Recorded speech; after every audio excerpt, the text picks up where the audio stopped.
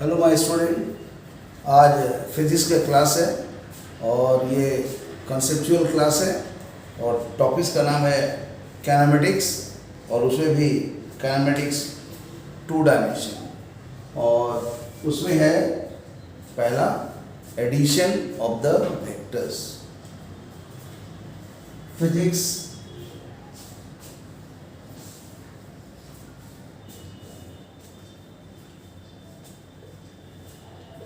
Kinematics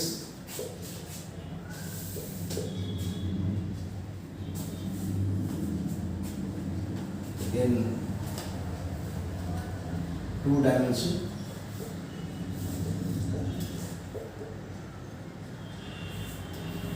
और इसके अंदर में लगभग है सीबीएसई के सिलेबस के मुताबिक 16 कंसेप्ट। तो 16 कंसेप्ट में आज हम पूरा लाइन से काउंट नहीं करेंगे कि कौन कौन होता है, सीधा टॉपिक्स पर आ जाइए। और वो है जैसे कि 1 नंबर में क्या होता है, 2 नंबर में क्या होता है, थोड़ा सा जान लीजिए।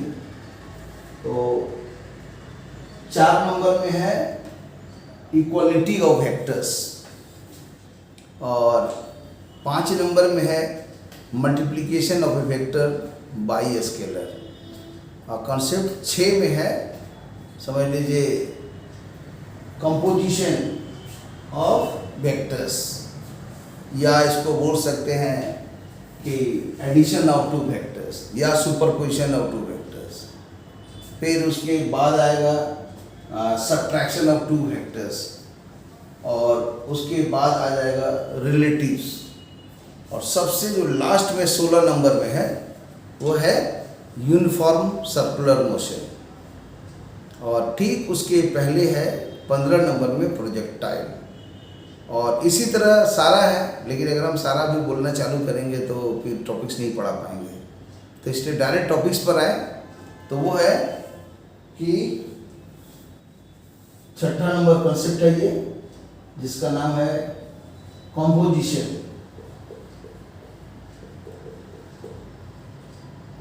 Of 2 vectors.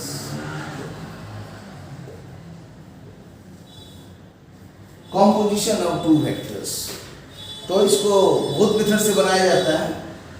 तो हम इसमें जो ओरिजिनल ज़रूरत है वही वाला फोकस करें और ये काम करेगा वैसे स्टूडेंट के लिए भी जो जेई में 2022 या जेई एडवांस 2022 और ये कॉन्सेप्ट विथ एप्लीकेशंस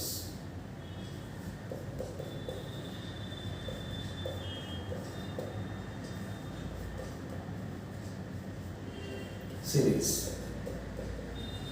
उसी के अंदर का ये पार्ट है। ओके,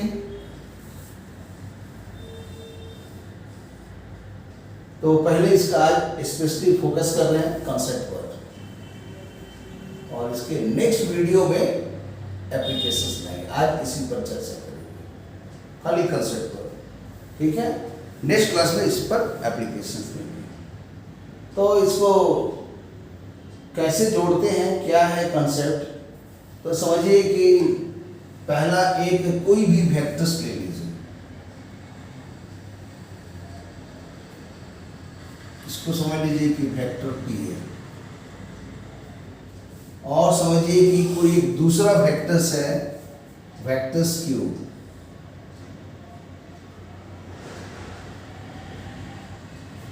और हम लोग को ये दोनों वेक्टर्स को ऐड करना है। तो कैसे ऐड करेंगे, तो अभी सिखा रहे हैं ग्राफिकल मेथड।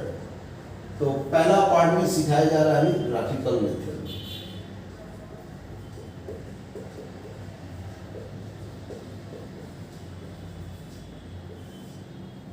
और इसका दूसरा एक नाम और भी है, और हेड टेल मेथड।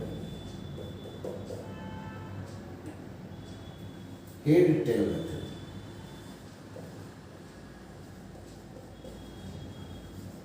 ये वेक्टर्स का हेड हो गया और ये वेक्टर का टेल हो गया। ये टेल है, ये हेड है। तो उसी तरह ये भी टेल है और ये हेड है। तो दोनों वेक्टर्स में से कोई भी एक वेक्टर्स लीजिए और ये कॉन्सेप्ट नंबर 5 की जगह 6 है। 5 में क्या है? Multiplication of A vectors bye a real number. कभी उसका भी वीडियो बना देंगे। अब 4th में है इक्वलिटी ऑफ टू वेक्टर्स। और 3 में क्या है? तो बोल सकते हैं 3 में है general vectors and their notation.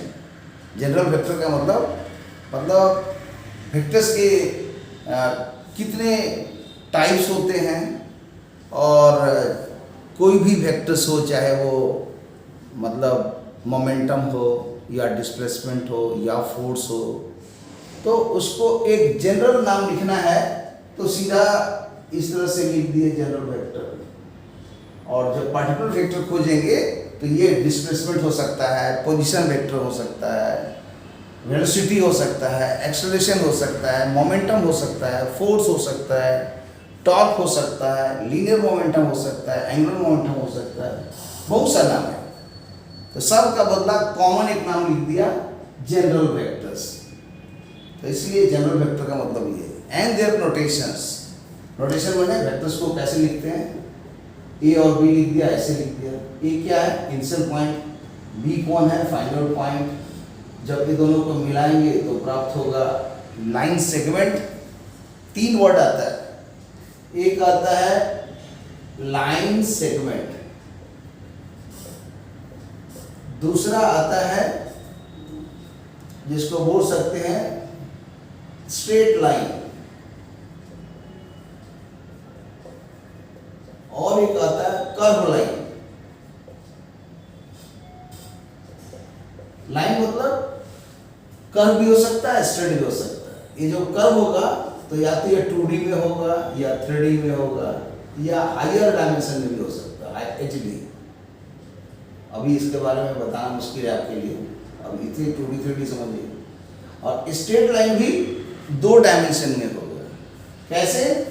या तो कोऑर्डिनेट ज्योमेट्री में आएगा या सॉलिड ज्योमेट्री में आएगा। जो बच्चे अभी एग्जाम दे रहे हैं और जेईई में भी एग्जाम दे रहे हैं तो उनको पढ़ना है स्ट्रेट लाइन सॉलिड ज्योमेट्री का, पढ़ना है प्लेन, और पढ़ना है angle between 2 lines, angle between 2 planes, angle between lines and plane, और डायरेक्शन कोसाइन, डायरेक्शन रेशियो, उसके पहले पढ़ क्या है वो सेक्शन फार्मूला, और पढ़ क्या है वो जो बोल सकते हो displacement from one point two another point, special case में ओरिजिन से कितना डिस्टेंस है ये सब।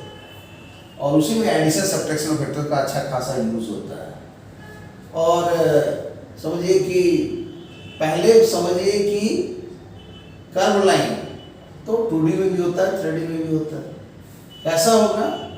अगर हम इस तरह से ड्रॉ कर दें तो ये वाला प्लेन में दिख रहा है कर्व लाइन इन 2 डायमेंशन, और स्पेस में हम कोई ऐसे हवा में एक लाइन ऐसे ड्रॉ कर दे तो हो गया स्पेस में एक लाइन, और एक स्ट्रेट लाइन हो गया 2 डायमेंशन में। जैसे इस प्लेन में कहीं पर एक ड्रॉ कर दिए स्ट्रेट लाइन, जिसका इक्वेशन हमेशा होता है ax + by + c = 0, जहाँ a b c belongs to real number and a² + b² should not be 0।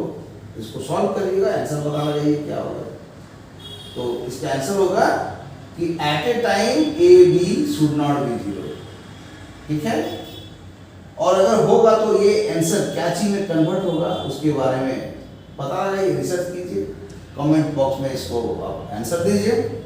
नहीं होगा तो फिर हम बताएंगे इसका आंसर क्या हो सकता है। और जैसे ही आप कर्व लाइन 2 डायमेंशन अभी छोड़ दीजिए, कर्व डायमेंशन इन स्पेस भी छोड़ दीजिए, और उसके डायग्राम पे हम ऐसा दिखा दे रहे हैं, ऐसे ही बना दिए। और इसको अगर ऐसे ऐसे कर दिए समझ लीजिएगा 2D में, कुछ नहीं किए तो समझ लो थ्रेडिंग में है। यही है कर्व, कर्व इन थ्रेडिंग। ये क्या है? कर्व इन 2D। ठीक है, तो अभी कर्व को हम जो 2D और 3D है अभी बाय बाय छोड़ दिए। अब आएगा स्ट्रेट लाइन, तो स्ट्रेट लाइन में भी आएगा कि 2D में कि 3D में। अगर 2D में आएगा तो ये आएगा। फिर इसके बहुत से फॉर्म है, एक फॉर्म फेमस है y बराबर mx plus c, slope intercept form, slope intercept. तो और भी बहुत होता है, लेकिन हम उसका पूरा चर्चा नहीं कर रहे। जब स्ट्रेट लाइन पढ़ाएंगे तो पूरा डेप्थ में पढ़ा देंगे, ताकि आपको कोई भी क्वेश्चन आप बना सकते हैं जे में जे एडवांस कर। बस वो फंडा पूरा सुनिए तब। ओनली 7 कॉन्सेप्ट है इस चैप्टर में, 7 कॉन्सेप्ट ओनली। 7 कॉन्सेप्ट कौन कौन है? एक है सा है, एक है रे है, एक ग है, एक म है, एक प है, एक ध, एक ई। ये 7 है। सा मतलब various forms of a straight line. एक क्या है वाला? रे, angle between two straight line. और ये क्या है? तो समझ लीजिए कि distance of a point from a straight line. ये है intersection of two straight line. इसके अंदर में 2 ठो है, point of intersection of two straight line और straight line passing through the intersection of 2 lines, जिसका वैल्यू होता है L1 plus L2, L1 plus lambda L2 बराबर 0, जहाँ L1 मैंने होता है A1x plus B1y plus C1 0, और L2 एक्सप्रेशन का मतलब हुआ A2x plus B2y plus C2 0। और यही हो गया वाडीलाल का आइसक्रीम, बहुत पहले किसी वीडियो में दिए हैं, देखिएगा तो पता चल जाएगा। और BC बिफोर क्राइस्ट, ये है angle bisectors of 2 straight lines, और ये है कंकरेंसी ऑफ 3 लाइंस, और ये है कि गो ICICI बैंक और पैसा बैंक से निकालिए और बिंगो ट्रायंगल खरीदिए उस पैसे से, और वाडीलाल का आइसक्रीम जो बिफोर क्राइस्ट ईसा मसीह के पहले से चलते आ रहा है। ऐसा नहीं है कि चलते आ रहा होने के नाम पर, ये डिकोड करने के लिए और कोडिंग में लिखे हैं। और ये क्या है? इस ट्रायंगल का सेंटर फेमस है, सेंट्रॉइड, ऑर्थो सेंटर, इन सेंटर और सरकम सेंटर। तो आपको एक तो ही क्वेश्चन दे देते हैं, पूरा चैप्टर ही खत्म हो जाएगा। क्या है? Li बराबर 0, जहां Li क्या है? Where Li is equal to AIX BIY CI, where I oscillates as quantization, 1 है, फिर 2 है, फिर 3 है, जंप करके, और ऐसा 3 लाइन दिया, और हम बोल रहे हैं डिस्कस। ठीक है, मैंने इसका ही डिस्कशन करना है, डिस्कशन या डिस्कस द कंसेप्ट्स, मैंने इससे जो एसोसिएटेड है। क्या क्या हो सकता है सोचिए। लाइन 3 ठो दिया है, तो वो 3 लाइन फिगर में सोचिए क्या क्या होगा, फिर जितना 7 कॉन्सेप्ट है सब उससे लिंक करके निकालिए, तो क्या होगा? एक ही कॉन्सेप्ट है पूरी चैप्टर खत्म। तो कोशिश कीजिए, क्यों कोशिश कीजिए कि नॉट वे बहुत फालतू है, उससे ऊपर है कोई भी बातों को पढ़ना, उससे ऊपर होता है कोई भी चीज को पढ़ते हो तो लिख लिख के पढ़िए, चाहे फिजिक्स हो या केमिस्ट्री हो, मैथ हो या बायोलॉजी हो, और नहीं तो इससे ऊपर थिंकिंग एबिलिटी डेवलप कीजिए। और वो भी नहीं कर सकते हैं, मतलब कि मनोविज्ञान, मन का चीज नहीं जानते हैं, तो उसको आप क्या कीजिए? मेडिटेशन में लाइए। तो NRW और TM ऐसे पढ़िए, NRW, ठीक है, और TM। ये वाला पार्ट होगा, मतलब धारणा, धारणा के लिए छोटा डी लिखते हैं, ध्यान बड़ा, समाधि S, तीनों ध्यान है। ये 15 मिनट का ध्यान है, ये चौगुना कर दो, 1 घंटे का ध्यान है, इसको 3 गुना कर दो, कम से कम 3 घंटे का ध्यान है। ये समाधि हो गया, ये ध्यान हो गया है। और ए वाला धारणा हो गया, सब एक ही चीज है। और इसी के नीचे में आता है प्राणायाम, उसको पी लिख रहे हैं, और प्रत्याहार पीआर, ये दोनों में से इसको करिए। एक प्राणायाम है, प्राणायाम हिंदी लिखते हैं, तो ये सब देववाणी में जो बातें लिखी गई वो सब हिंदी में या संस्कृत में ही था, निरुक्त में था। तो प्राणायाम कीजिए, तब जाकर के आपका लेवल बढ़ेगा, ये थिंकिंग एबिलिटी, यही वाला प्राणायाम से एसोसिएट है।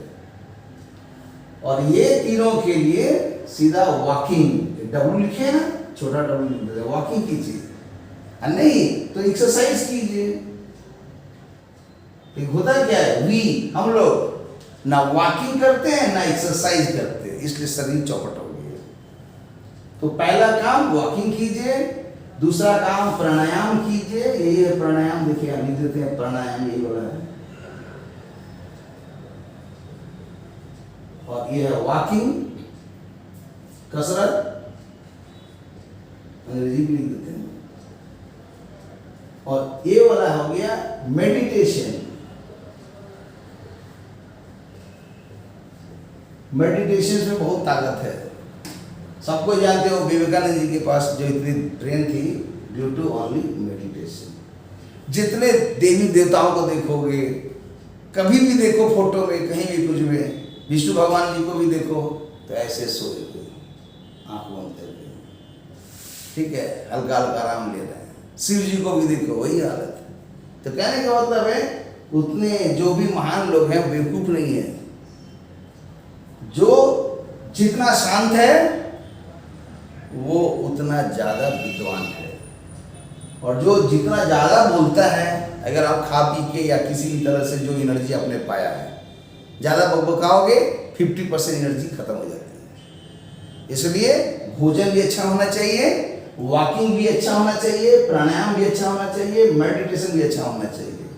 और आप नहीं भी पढ़ेंगे तो इतनी भयानक आपके पास कंसेप्शन डेवलप होगा कि आप सोच नहीं सकते। क्वांटम स्पीड रीडिंग नाम सुने होंगे, QSR, 2 आदमी के पास था, ओशो रजनीश के पास, और दूसरा मतलब विवेकानंद जी के पास था। तो आप कोशिश करो कि हमारे पास भी आ जाए, आएगा जरूर, पता लगाइए नेट में क्वांटम स्पीड रीडिंग का क्या फंडा है। क्वांटम स्पीड रीडिंग का फंडा होगा, जैसे ही अगर कभी किताब को एक बार हाथ में रखिएगा ना तो सारे चीज याद हो जाएगा। तो काम कीजिए उस पर, कभी हम क्वांटम स्पीड रीडिंग पर और कभी इस पर एक वीडियो भी बनाएंगे जो कि आपका अध्यात्म से जुड़ा हुआ है, स्पिरिचुअल नॉलेज। और अभी जो हम लोग नॉलेज पढ़ रहे हैं फिजिकल नॉलेज है, इसको बोलते हैं फिजिकल नॉलेज को। फिजिकल वर्ल्ड में जिंदा रहने के लिए फिजिक्स, केमिस्ट्री, मैथ, इंजीनियरिंग, ये सब मेडिकल कर रहे हो, ये सब कहलाता है अविद्या। और जो वैसे पाते हो स्पिरिचुअल नॉलेज, वो है विद्या। और मालूम होना चाहिए कि ऋषि संदीपनी मुनि ऋषि के पास कृष्ण भगवान जी मात्र 64 दिन में 64 कलाएं और 14 विद्याएं, माने 78 चीज़ें सीखे थे मात्र 64 डेज में। तो इतना कम दिन में कैसे सीख गए क्वांटम स्पीड रीडिंग? तो वैसा गुरु खोजो, वैसा लोग खोजो, ठीक है, तब ना मिलेगा वो चीज़। तो चलिए अब आगे बढ़ते हैं और ये बात को थोड़ा क्लियर कर दें। तो पहले आएगा कर्व लाइन, समझा दिए।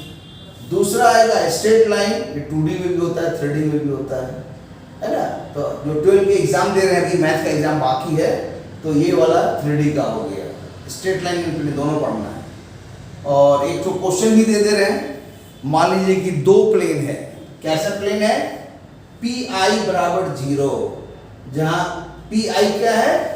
AIX BIY CIZ plus DI बराबर 0। ये linear expression in 3 variable XYZ, और ये कहलाता है इक्वेशन ऑफ द प्लेन। अब I को 1 और 2 बैठा दो, तो 2 प्लेन आया। तो आपको क्या पता लगाना है? 2 प्लेन अगर दिया हुआ है तो सपोज करो कोई किताब है, और कोई किताब को आप हाथ में लिए हो, उसको कहीं से भी ओपन करो पेज को, ठीक है। तो क्या होगा, दो प्लेन को एक साथ जब देखोगे दैट इज स्ट्रेट लाइन। तो मेरा काम क्या है, ये दो प्लेन एक साथ लिख दोगे। कैसे, देखो लिखते हैं, P1 0 P2 0 एक साथ लिख दिए। This is the straight line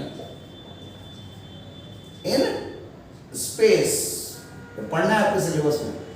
तो हम ये वाला एक क्वेश्चन दे दिए हैं, I12 है, तो आपके पास पैरामीटर कौन कौन हुआ, A1 B1 C1 D1, A2 B2 C2 D2, 8 parameters दिख रहा है। तो आठों पैरामीटर के फॉर्म में स्ट्रेट लाइन का इक्वेशन लिखिए, ठीक है, पता लगाइए क्या आंसर होगा। और ये होमवर्क रहा, ठीक है, ये तो जो एग्जाम आपको दे रहे हैं उसके लिए। और जब वो निकल जाएगा तब फिर वो स्ट्रेट लाइन का बीच का एंगल निकालिएगा, और ये जो दो प्लेन दिया हुआ उसके बीच का एंगल निकालिएगा। इस दोनों प्लेन में से कोई एक प्लेन उठा दीजिए, मान लीजिए पहला प्लेन, और जो लाइन दो ठो मिलेगा, एक ठो लाइन मिलेगा, तो वो एक लाइन नहीं, कोई एक थर्ड लाइन अपने मन से कुछ सोच लीजिए रैंडमली, P3 L3 लाइन, या कोई लाइन समझ लीजिए, उसको L1 लाइन बोलिए। L1 लाइन का मतलब या तो वेक्टर के फॉर्म में रहेगा, या इसी टाइप का कंपाइल करके एक ठो लिख दिए हैं। और मतलब ये तो खैर नहीं लिखना है, कुछ और लाइन लिखो वेक्टर फॉर्म में या स्केलर फॉर्म में, ठीक है, एनालिटिकली। और तब पता लगाओ कि ये दोनों में से किसी एक प्लेन का लाइन से एंगल कितना होगा, और किसी का डायरेक्शन रेशियो समझो, डायरेक्शन कोसाइन समझो, रिलेशन समझो। फिर कोई दो लाइन है, स्क्यू लाइन कैसे होता है, एक प्लेन में लाइन कैसे होता है, उसका बीच का डिस्टेंस अगर पैरेलल में है तो कितना होगा। फिर शॉर्टेस्ट डिस्टेंस का वेक्टर फॉर्म में जो डेरिवेशन है उसको निकालो, स्केलर फॉर्म में डेरिवेशन निकालो। ये नहीं कि खाली फार्मूला याद है और खूब रगड़ रगड़ के 10 क्वेश्चन बनाया, परीक्षा में गया तो पता चला फार्मूला भी भूल गए, कंसेप्ट भी भूल गए, एक 6 नंबर का 4 नंबर का क्वेश्चन बन ही नहीं रहा है। तो फंडा रहेगा तुमने बनेगा। अब क्वेश्चन एग्जाम में बहुत भयानक आता है, जेई एडवांस और जेई मेन में क्वेश्चन रहेगा स्केलर फॉर्म में, आंसर रहेगा वेक्टर के फॉर्म में, या क्वेश्चन रहेगा वेक्टर के फॉर्म में, आंसर रहेगा स्केलर के फॉर्म में। कभी क्वेश्चन आंसर दोनों वेक्टर के फॉर्म में रहता है, और कभी दोनों स्केलर के फॉर्म में रहता है। क्या रहता है नहीं मालूम, इसलिए पहले वेक्टर पढ़िए तब सॉलिड ज्योमेट्री पढ़िए, क्योंकि वेक्टर महान चीज है। उसी से पैदा हुआ प्लेन ज्योमेट्री, उसी से कोऑर्डिनेट ज्योमेट्री, उसी से सॉलिड ज्योमेट्री, उसी से अलजेब्रा का जो पढ़ते हो geometrical interpretation of complex number, बहुत सा चीज है, सब जुड़ा हुआ। ट्रिगोनोमेट्री उसी से है, ठीक है। तो इसलिए थोड़ा पढ़िए डेप्थ में। तो अब ये जो बात है, एक हुआ स्ट्रेट लाइन, तो देखिए ऐसा हो गया स्ट्रेट लाइन। इसके बाद सेकंड में नाम क्या आएगा, लाइन सेगमेंट। देखिए लाइन सेगमेंट हो गया। तीसरा नाम क्या आएगा, directed line segment.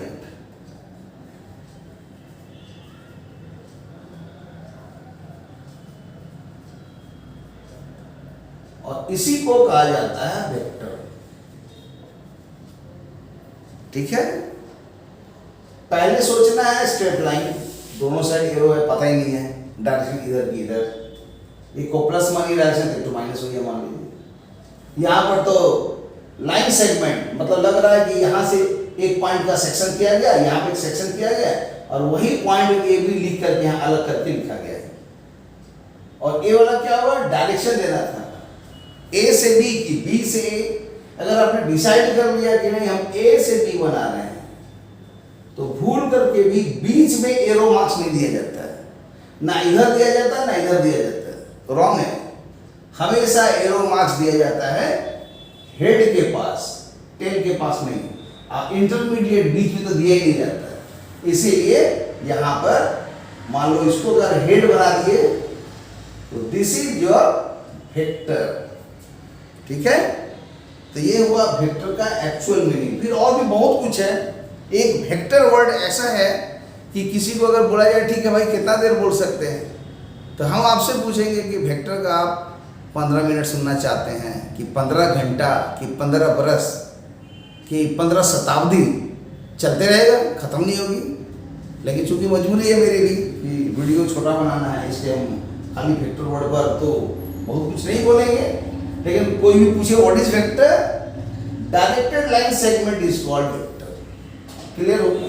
General vector क्या हो गया कि एक जनरल वे में लिख दिए वेक्टर से, और वो डिस्प्लेसमेंट भी हो सकता है, फोर्स भी हो सकता है, कुछ भी हो सकता है। लेकिन जब ऐड करने जाइएगा, कंपोजिशन करने जाइएगा, सुपरपोजिशन करने जाइएगा, जैसे पढ़े हो बचपन में हम लोग को कोई बेवकूफ बनाता था, समझाता था कि 3 काउ प्लस 2 एलिफेंट कितना होगा, तो हम लोग बोल देते थे कि 5, या तो खाली 5 बोलते थे, या 5 काउ बोल देते थे, या 5 एलिफेंट बोल देते थे। और गलती से कोई बोला नहीं, इसको सब्ट्रैक्ट करो या मल्टीप्लाई करो या डिवाइड करो, तो परेशान हो जाता था।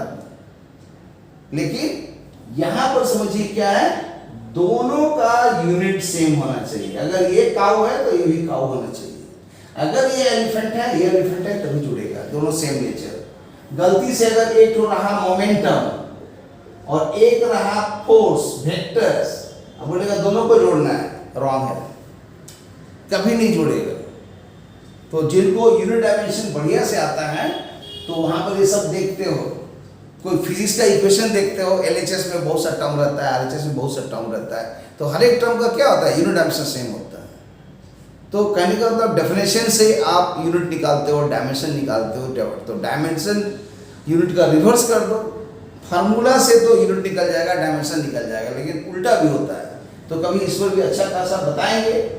और कोई यूनिट डायमेंशन का खाली यूज करके समझो, पहले जो आईआईटी स्क्रीनिंग में जो क्वेश्चन आता था 2013 के पहले से, तो क्या होता था उसमें, आसानी से यूनिट डायमेंशन का कंसेप्ट लगा करके ट्रिक से 30 क्वेश्चंस में 8 क्वेश्चन बन जाएगा। तो आपको टेक्निक डेवलप कीजिए कि क्या वो टेक्निक होता है भाई, कि बिना चैप्टर्स के कुछ जाने हुए भी क्वेश्चन बनाया जा सकता है। तो कभी उस पर भी वीडियो हम बनाएंगे। तो अभी देखिए, सीधा इतनी बात समझाने के बाद अब आते हैं कि कैसे दो वेक्टर्स को ऐड करेंगे यूजिंग हेड टेल मेथड। तो आएगा कि दोनों एक नेचर का होना चाहिए, मतलब दोनों मोमेंटम, माने एक अगर लीनियर मोमेंटम है तो दूसरा एंगुलर मोमेंटम नहीं हो सकता है, दोनों सेम टाइप का होना। फिजिक्स क्या है, सबसे मजेदार चीज है। बायोलॉजी का जो भी स्टूडेंट होते हैं, जिनका मेडिकल में बहुत शौक रहता है कि मेडिकल में डॉक्टर बन ही जाना, पता चला कि वो फिजिक्स तो खूब पढ़ता है, समझता कुछ नहीं है। और जितने मेडिकल के स्टूडेंट होते हैं उनका फिजिक्स में अंडा आता है एग्जाम में, मतलब 0 नंबर आता है, बहुत कम नंबर आता है। और बायोलॉजी तो उसकी भाई माने क्या है, उसका सब्जेक्ट है, उसमें क्वालिफाई हो जाता है, नंबर भी ले आता है। और सेकंड में केमिस्ट्री में थोड़ा बहुत लाता है, खासकर ऑर्गेनिक केमिस्ट्री में। सेकंड में नाम आता है इनऑर्गेनिक का। अब फिजिकल में थोड़ा कम नंबर आता है। तीनों में, ऑर्गेनिक, इनऑर्गेनिक, फिजिकल में कोई 2 ठो भी ठीक रहेगा तो थोड़ा मैनेज हो जाएगा केमिस्ट्री। और फिर इंजीनियरिंग वाले जो स्टूडेंट रहते हैं उनको फोकस करना चाहिए मैथमेटिक्स पर, उसके बाद फिजिक्स, इसके बाद केमिस्ट्री। जिनका खाली एक पेपर भी अच्छा है ना, इंजीनियरिंग में रिजल्ट आ जाएगा। जिनका एक पेपर की जगह अगर 2 पेपर अच्छा है तो उसका मार्क्स थोड़ा ज़्यादा आएगा, रैंक बढ़ जाएगा। जिनका मैथ, फिजिक्स, केमिस्ट्री अच्छा है तो और रैंक अच्छा होगा। ये है गुड, ये है बेटर, और ये है दी बेस्ट। तो इसमें भी वैसा कीजिए जैसे एक गुरु का मतलब, गुरु माने सही गुरु। गुरु का मतलब क्या होता है, गु और रू। गु का मतलब होता है अंधकार और रू का मतलब होता है प्रकाश। जो डार्कनेस से लाइट में ला सके उसी को गुरु बोलते हैं। हम आप लोग को टीचिंग नहीं करा रहे हैं, पढ़ा नहीं रहे, सिखा रहे हैं। लर्निंग और टीचिंग में फर्क है, ठीक है। तो अभी लोग को हम लोग माने लर्न करा रहे हैं, टीच नहीं, वो गलत है। टीचर नहीं, I am not a teacher. क्या है? तो सीधा आपको बोलिए गुरु हैं, आपको अंधकार से प्रकाश में लाने के लिए प्रयास कर रहे हैं और प्रयास सफल होगी अगर मेरे बातों पर भरोसा हो, मेरे शब्दों पर भरोसा हो, मेरे जो कंसेप्ट दिए जा रहे हैं उस पर भरोसा हो, तब नहीं तो आप साइड छोड़ के जा सकते हैं। थैंक यू, उसके लिए कोई दिक्कत नहीं। अब देखिए यहाँ पर क्या है कि हेड टेल मेथड, दोनों में से किसी एक वेक्टर्स को उठाइए और कॉन्सेप्ट नंबर 4 क्या है? अभी बताए थे कि ये 6 नंबर है, 5 में है multiplication of A vector by a real number, 4 में है इक्वलिटी ऑफ 2 वेक्टर्स, उसी का हम यूज करेंगे। वो क्या होता है थोड़ा समझा देंगे, 4 नंबर जरूरत है यहाँ पर। 3 नंबर में है general vectors and their notations, और उसी में जोड़ लो टाइप्स ऑफ वेक्टर्स। 2 नंबर में है मतलब डिस्प्लेसमेंट वेक्टर्स, और मतलब उसके लिए जानना पड़ता है change initial position and final position vectors, दोनों पोजीशन वेक्टर्स आते हैं और दोनों पोजीशन वेक्टर्स में फाइनल पोजीशन वेक्टर्स को इनिशियल पोजीशन वेक्टर से सब्ट्रैक्ट करके मैग्नीट्यूड डायरेक्शन निकाला जाता है। तो कभी बता देंगे उस पर भी, है ना, तो उसका नाम है डिस्प्लेसमेंट वेक्टर। और ठीक उसके पहले नाम है 1 नंबर में फिजिकल क्वांटिटी, और उसके अंदर में आता है 2 नाम, एक स्केलर्स और एक नाम आता है वेक्टर्स। 11th क्लास में समझो 50 तो अगर फिजिकल क्वांटिटी होगा तो 12 में भी 50 है, माने 100 है। माने टर्मिनोलॉजी हम लोग का फिजिक्स में 100 मात्र है, और 11 में 25 स्केलर, 11 में 25 वेक्टर्स, उसी तरह 11 में आपका ये 12 के लिए 25 फिर 25 100 है। 100 में एक तो मिलेगा एक इलेक्ट्रिक पोटेंशियल, तो हम बोलेंगे उसका डेफिनेशन बताइए, उसका जितना फार्मूला होता है सबको ड्राइव कीजिए, सब फार्मूला लिखिए, सबका लिंक लिखिए। तो बोलेगा अरे तो नहीं याद है, अरे नहीं याद है वो सच्चाई है, आदमी को तो डेफिनेशन तक याद नहीं। आप तो डेफिनेशन को रटते हो, हम एक तो डेफिनेशन सुना देते हैं ताकि थोड़ा मजा आए। Electric potential due to either a single point charge और n discrete point charges which are distributed either in the 1 dimension or 2 dimension or 3 dimension following a rule, or continuous charge distribution which are either uniformly or non-uniformly distributed using a rule in the 1 dimension or 2 dimension, 3 dimension. And if you are interested to find the potential at any point due to the system, then it is simply the work done by the force, which is conservative force, self-adjusting force, and the particles testing particle with the unit positive charge is brought from the reference point to the point where you to find the potential by any track with the uniform kinetic energy. That work by the conservative force is known as the potential at that point due to the distribution of the charges.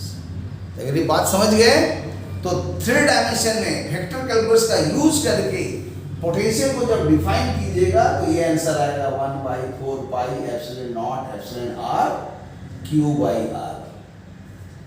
और अगर potential energy निकालोगे तो 1/4 pi epsilon not epsilon r q1 q2 by r, या इसको लिख देते हैं 1/4 pi epsilon not epsilon r q not by r, जहां पर ये है टेस्ट चार्ज और ये है सोर्स चार्ज। अभी सिंगल चार्ज डिस्ट्रीब्यूशन से मैं बता रहा हूँ, सिंगल पॉइंट चार्ज है क्यों और टेस्ट चार्ज q नॉट ला रहे हैं, उससे इसको मैंने एक्सप्लेन कर रहे हैं।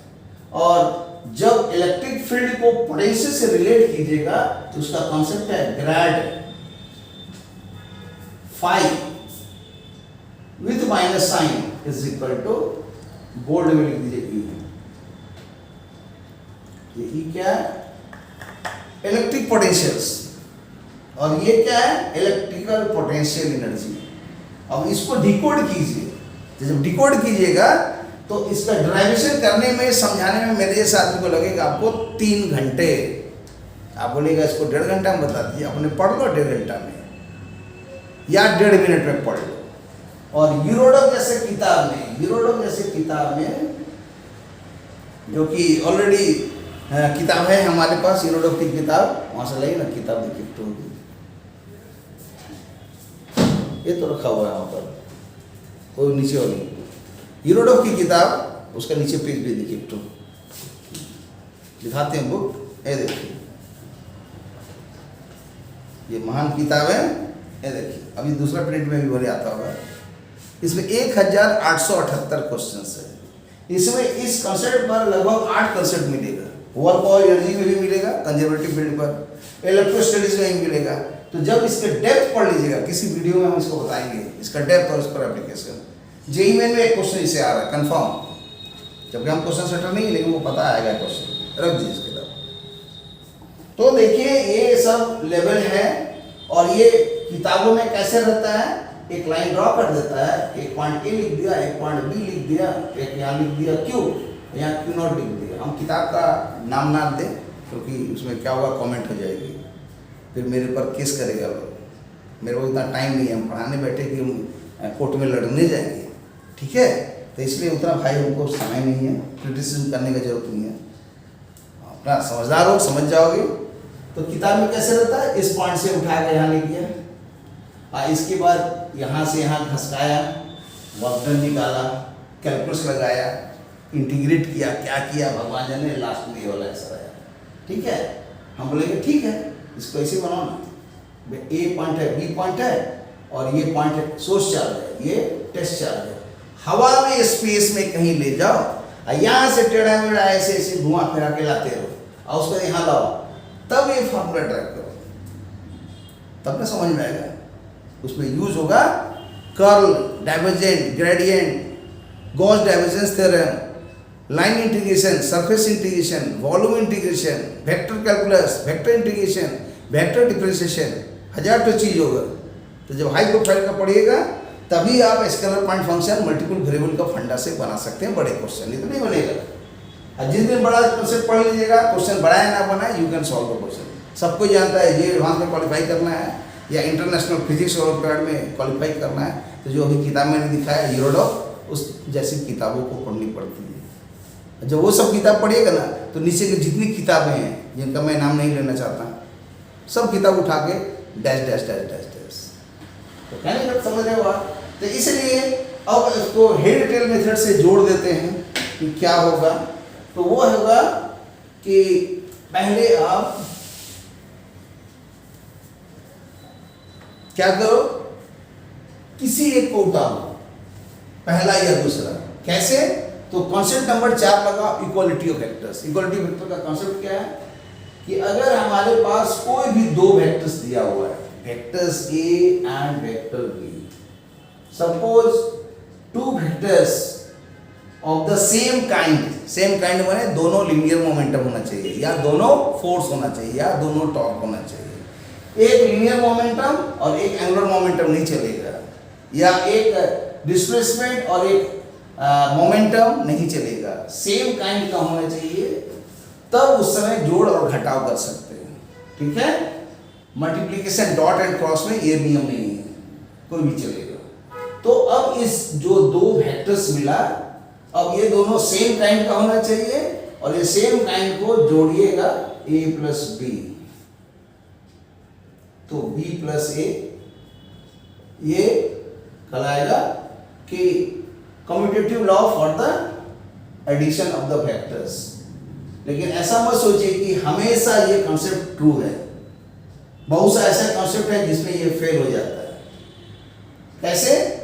तो इस पर भी वीडियो हम बताएंगे कि कब फेल हो जाता है, लेकिन आप लोग पता लगाइए कि बहुत सा है एडिशन ऑफ वेक्टर जो है कम्यूटेटिव लॉ फॉलो नहीं करता। और यहाँ पर हेड टेल मेथड का मतलब क्या है, तो उसके पहले तो इक्वालिटी वेक्टर समझाना पड़ेगा इसके लिए। तो इक्वालिटी वेक्टर्स का कंसेप्ट में है कि दो वेक्टर जो हम लिए हैं, मान लीजिए ये वेक्टर्स कैसा है, तो प्रॉपर वेक्टर्स। प्रॉपर वेक्टर किसको बोलते हैं? प्रॉपर वेक्टर का मतलब है कि ये वाला जो वेक्टर्स है, ये एक नॉन जीरो वेक्टर्स है। नॉन जीरो वेक्टर मतलब जीरो वेक्टर को नल वेक्टर या वाइड वेक्टर बोलते हैं। कुछ ना कुछ वेक्टर्स है और ये वेक्टर्स का लेंथ भी इनफाइनाइट भी नहीं है, कुछ फाइनाइट लेंथ है और जीरो भी नहीं है, ना इनफाइनाइट लेंथ है और ना जीरो लेंथ है। जीरो वेक्टर्स का डायरेक्शन आर्बिट्रेरी होता है और प्रॉपर वेक्टर्स ले लेना है और ये वेक्टर्स कब इक्वल होगा। पहला शर्त है दोनों के मैग्नीट्यूड सेम होना चाहिए। पहला शर्त, पहले तो इसके पहले बोल लेते हैं सेम काइंड, वो भी है और लिख नहीं रहे, अंडरस्टूड है। और दूसरा होता है दोनों का direction same, direction the same. अगर दोनों एक साथ फुलफिल हो रहा है then the two vectors are equal. So what is the criteria for the equality of two vectors? If there be two vectors, proper vectors a and b, यहाँ proper vector का मतलब है जीरो वेक्टर नहीं ले रहे हैं और उसके मैग्नीट्यूड इक्वल हैं और उनके डायरेक्शन सेम है, then the two vectors are equal. दोनों में से कोई एक फेल कर गया, मान लीजिए मैग्नीट्यूड जो है कम बेसी है, तो ड्यू टू मतलब मैग्नीट्यूड सेम नहीं है लेकिन डायरेक्शन तो सेम है। ऐसे सोचो, मैग्नीट्यूड के लिए m लिख देते हैं, डायरेक्शन के लिए d लिख देते हैं, md मैड। तो अगर मैग्नीट्यूड भी सेम है माने नहीं बदल रहा है, डायरेक्शन भी नहीं बदल रहा है, तो ऐसा सोचो उसको ऑप्शन बनाते हैं वेरी। ये भले राइट लग रहा है लेकिन राइट क्या है, वेरी है। कैसे, तो इसको राइट को इतना लंबा को थोड़ा काट काट के मिटाइए, देखिए वी आ गया है इतना बड़ा राइट, राइट को काट के छोटा करके इसको बना दिए वी। तो जो राइट है वो वी है, वेरी, ये भी वेरी कर रहा है, भी वेरी कर रहा है, तो दो वेक्टर्स बराबर कभी नहीं हो रहे। दूसरा शर्त कि मैग्नीट्यूड जो है वेरी कर रहा है लेकिन डायरेक्शन नहीं बदल रहा है, मतलब कांस्टेंट है डायरेक्शन, सेम डायरेक्शन है। ये शो कर रहा है सेम और ये शो कर रहा है वेरी, बदलने वाला। तीसरा शर्त ठीक उल्टा होगा ऐसा। चौथा शर्त होगा ये वाला,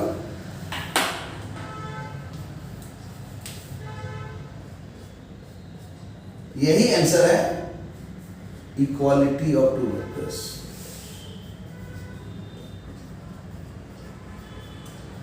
ठीक है, इक्वालिटी ऑफ वेक्टर्स।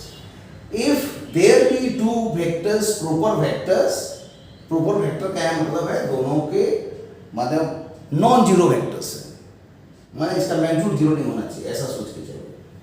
क्यों जीरो सोचोगे तो तुम्हारा डायरेक्शन आर्बिट्रेरी हो जाएगा, उल्टा पुल्टा होगा। हमको डायरेक्शन सेम होना चाहिए, इसीलिए बात बोला गया। और लेंथ भी इनफिनाइट नहीं होना चाहिए, ठीक है, ना जीरो लेंथ होना चाहिए ना इनफिनाइट होना चाहिए, मतलब कुछ फाइनाइट लेंथ होना चाहिए, तभी उसको प्रॉपर वेक्टर बोलते हैं। जहां जीरो लेंथ हुआ तो वो मैग्नीट्यूड जीरो हो गया, इनिशियल पॉइंट फाइनल पॉइंट एक ही जगह हो गया, उसका डायरेक्शन आर्बिट्रेरी होता है। क्यों होता है सोचिए, कमेंट बॉक्स में आंसर दीजिए, आप लोग बोलिए और फिर हम उसका जवाब देंगे। अगर आपको आता है तो आंसर दीजिए। तो ए वाला इक्वालिटी वेक्टर्स फेल, दूसरा फेल, तीसरा फेल, यहाँ पर ओके। तो this is the definition of equality of vectors. तो ये कॉन्सेप्ट नंबर 4 है। मैंने लिखा था कॉन्सेप्ट नंबर 6 पढ़ाने का, लेकिन कॉन्सेप्ट नंबर 4 में को जरूरत पड़ रहा है, इसलिए मैंने थोड़ा सा इसको एनालाइज किया। और अब आइए कि ये 5वां नंबर क्या है, multiplication of A vector by scalar. Multiplication vector by scalar, ये स्केलर हो गया और ये वेक्टर्स हो गया। तो इसके क्या कॉन्सेप्ट है, ये कॉन्सेप्ट नंबर 5 में है। किसी दिन इसके ऊपर वीडियो बनाएंगे, आज नहीं, जो फिर लंबा वीडियो हो जाएगा। तो समझो 4 नंबर के बारे में हल्का बताए हैं, समझ सकते हो, क्योंकि इसके बिना ये होगा ही नहीं। तो इसीलिए अब यहाँ पर उसका यूज करें। तो using the concept of equality of two vectors, आप क्या करेंगे, एक अपने मन से कोई आर्बिट्रेरी पॉइंट चूज कीजिए जहां मन करे स्पेस में। मान लीजिए हम यहाँ चूज कर लिए, और इक्वालिटी ऑफ वेक्टर्स जो कॉन्सेप्ट नंबर 4 है, इसके अंदर में 18 कॉन्सेप्ट है, 18 टू कंसेप्ट, सारा 18 टू कंसेप्ट हम पढ़ाएंगे। तो 18 में तो समझिए कि लगभग 12-13 मतलब सोचिए कि लास्ट में 18 नहीं 16 कंसेप्ट होगा।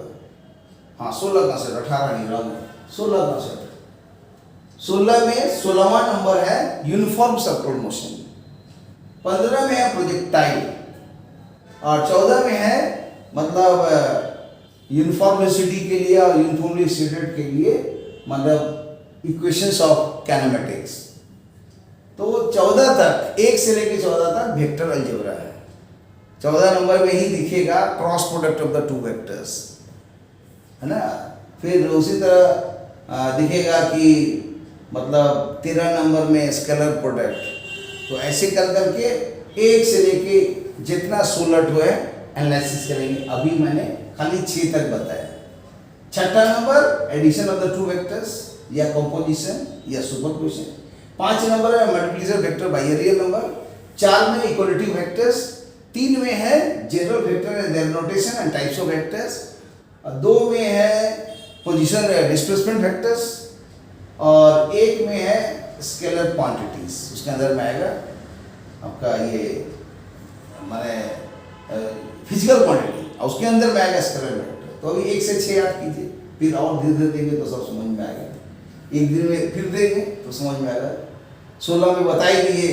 16वां नंबर है यूनिफॉर्म सर्कुलर मोशन, 15 नंबर में है प्रोजेक्टाइल और 14 नंबर में हो गया सीधा समझिए कि प्लेन मोशन के लिए यूनिफॉर्म वेलोसिटी के लिए यूनिफॉर्मली एक्सीलरेटेड के लिए काइनेमेटिक्स का इक्वेशंस है, ठीक है।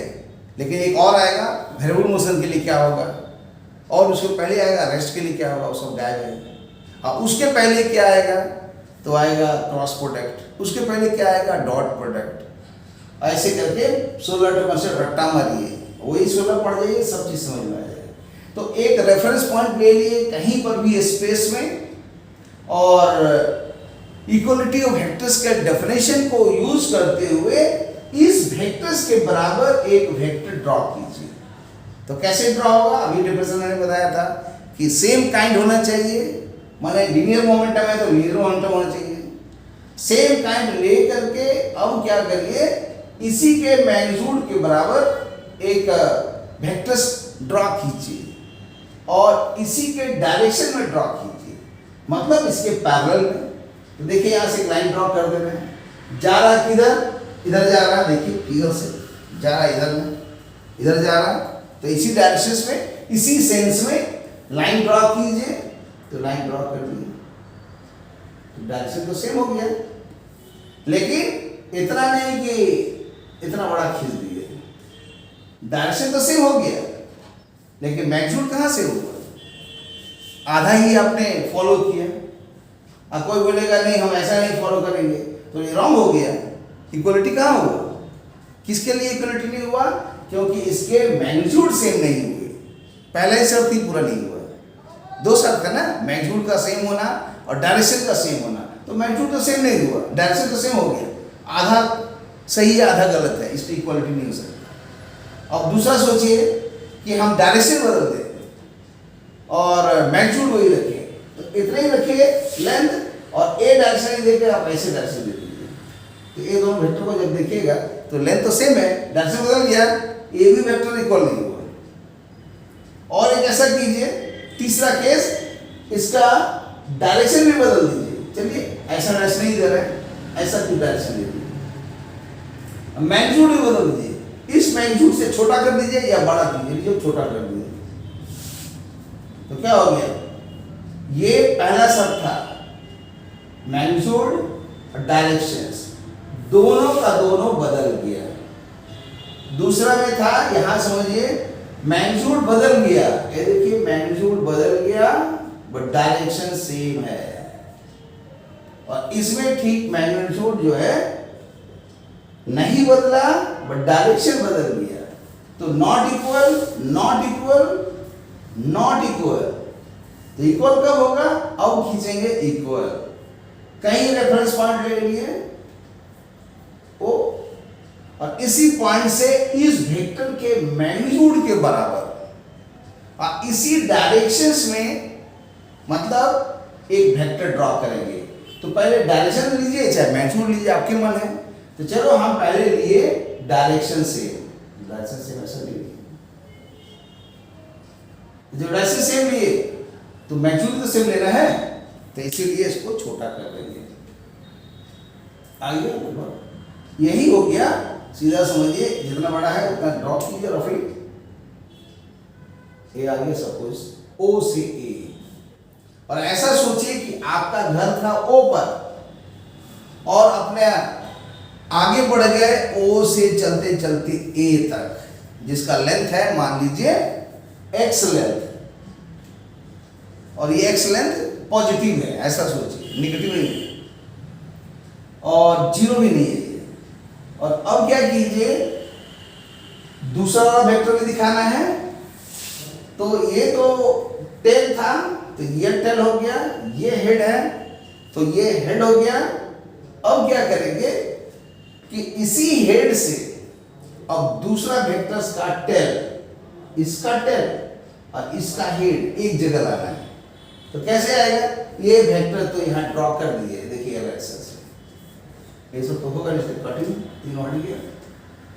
और अब क्या करेंगे, यहां से ये दूसरा वेक्टर ड्रॉ करेंगे, फिर वही इक्वलिटी ऑफ वेक्टर्स का कॉन्सेप्ट। तो देखिए क्या होगा, यहां से चलेंगे उतने ही मैग्नीट्यूड उतने ही लेंथ, ऐसे आएगा आगे यहां तक। इसका नाम कुछ दे दीजिए, हम नाम देते हैं मान लीजिए सी। बी नहीं दिए क्योंकि आने वाले दिन समझ में आएगा बी क्यों नहीं दिए। आज उतने वीडियो बंद करेंगे, आज खाली हेड टेल मेथड ग्राफिकल बता रहे हैं। नेक्स्ट दिन बताएंगे ट्रायंगुलर मेथड्स और पैरेललोग्राम मेथड्स। बहुत मेथड है, कम से कम आधा दर्जन 6 मेथड होगा, तो एक दो तीन मेथड बता देंगे, है तो बहुत। तो यहाँ पर एक वेक्टर ड्रॉ हो गया, और अब सेकेंड वेक्टर भी इक्वलिटी ऑफ टू वेक्टर्स के कॉन्सेप्ट से ड्रॉ कर दिए, यहां पर आ गया। तो यहां पर पहला वेक्टर्स का हेड यहां पर है, और इसी पहला वेक्टर का टेल यहां पर है। इक्वलिटी वेक्टर्स से ये दोनों मैग्नीट्यूड में बराबर है, डायरेक्शन में भी सेम है, ठीक है, चौथा कॉन्सेप्ट से। और फिर ये इसके इक्वल में, इसलिए यहां भी एक लाइन ड्रॉ कर दे रहे हैं, मान लीजिए इसकी एक लाइन ड्रॉ करते हैं ऐसे, और यहां भी एक लाइन ड्रॉ कर देते हैं ऐसे, ये इसके बराबर है, ठीक है। और अब क्या करेंगे,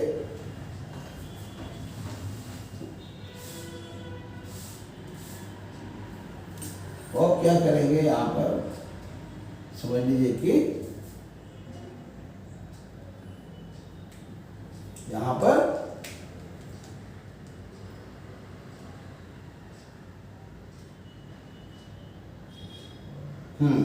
अब यहां पर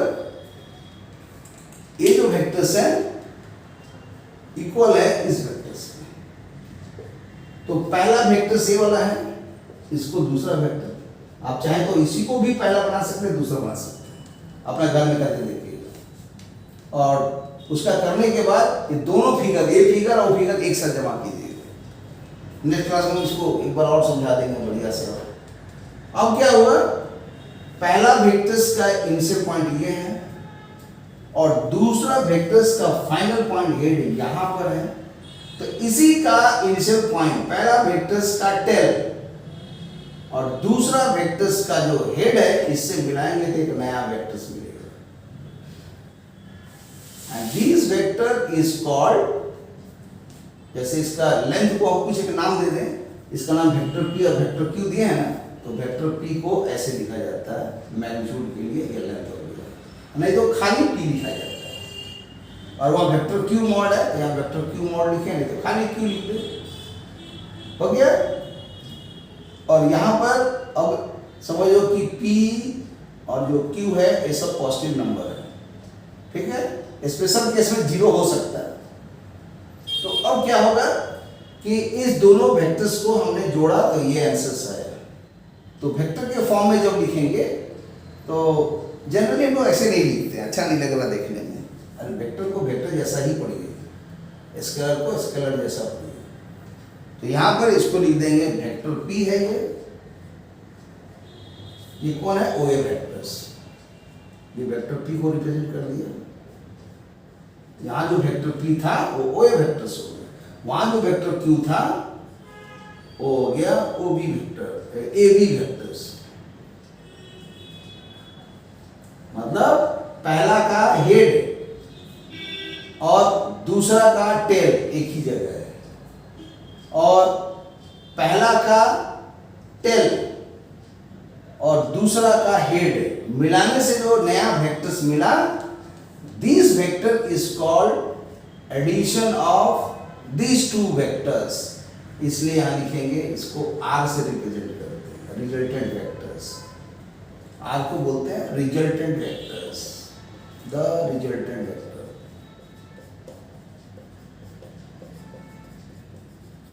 और ये पहले ये लिए थे तब ये लिए थे, तो इसको रिप्रेजेंट करते हैं vector P plus vector Q।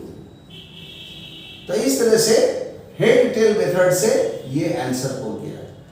और ये वेक्टर P का लेंथ तो पता है कि क्या है, OA लेंथ है, जिसको समझाने में आसान होगा, खाली P समझिए। मैं कैसा मॉड P है ना, लेंथ। और इस वेक्टर का लेंथ को बोलेंगे मॉड Q, ठीक है? या शॉर्ट में इसको P लिख दीजिए खाली, और इसको शॉर्ट में खाली Q।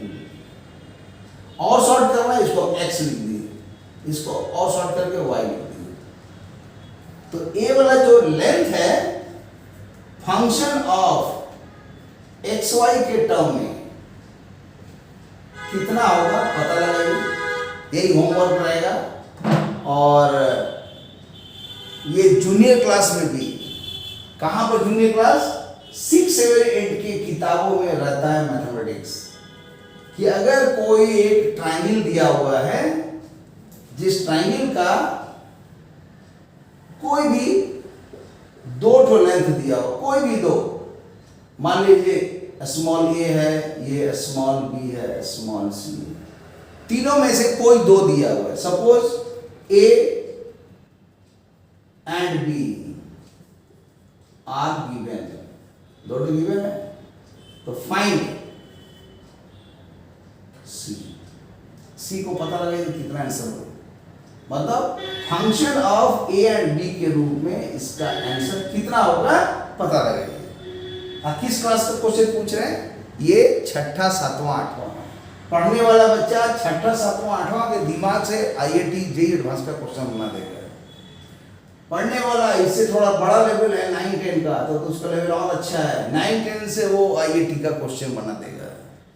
अगर बच्चा 11, 12 का भी किताब ढंग से पढ़ा है ना, NCERT ढंग से पढ़ा है, खाली फिजिक्स केमिस्ट्री में, तो JEE मेन IIT क्रैक कर देगा। करता है बहुत बच्चा लोग। और कभी कभी कुछ बच्चे ऐसे होते हैं जो उड़ते हैं बहुत, वो क्या करेगा, हाई लेवल BSc लेवल का पढ़ लिया, ऑनर्स तक का, MSc भी लेवल पढ़ लिया, लेकिन ऑर्गेनाइज में नहीं पढ़ा।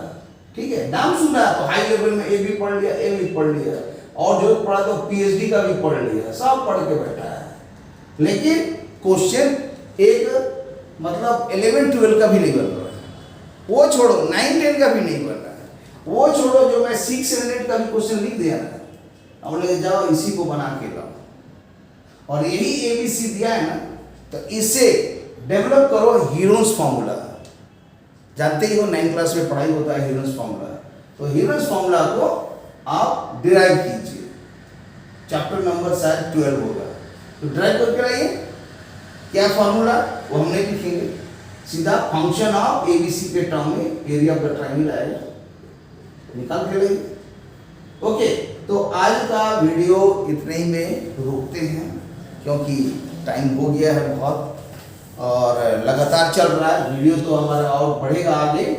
तो इसका कुछ पार्ट आज मिला ग्राफिकल मेथड से, नेक्स्ट में मिलेगा एनालिटिकल मेथड से। Okay, thank you for watching the video, और इसी तरह भिड़े रहिए, लगे रहिए, और अच्छा और वीडियो आपके सामने आएगा। Okay, thank you.